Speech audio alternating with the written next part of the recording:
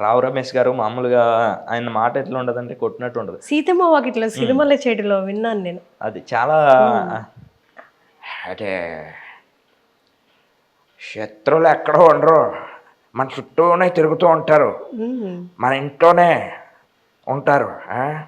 తెల్లారు లేస్తే వేలకు స్కాములు పేపర్లో టీవీలో చూస్తలే అన్నీ పట్టించుకోవడం కూర్చుంటావా, లేకపోతే ఇలా పద్ధతుల విధానాలు పట్టించుకోవడం కూర్చుంటావా?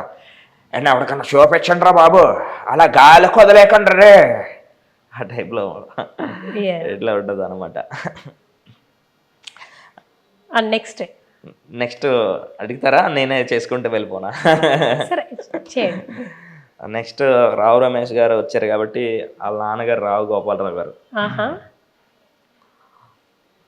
అలో అలో అలో అలో అలో అలో ఓరుని తస్సారో నా బొడ్డు, ఇటు ఏజు బారైపోయింది, టోను వీక్ అయిపోయింది, అంచేత నేను చెప్పేదల్లా ఒకటే, ఇలా చూడు సుక్క, అసలు పెళ్లి చేసుకోవా లేకపోతే నేను తీసుకొచ్చిన సంబంధం చేసుకోవా? నేను తీసుకొచ్చిన సంబంధం చేసుకున్నావంటే వాడు నీకొక్కడికై మొగుడై కూర్చుంటాడు.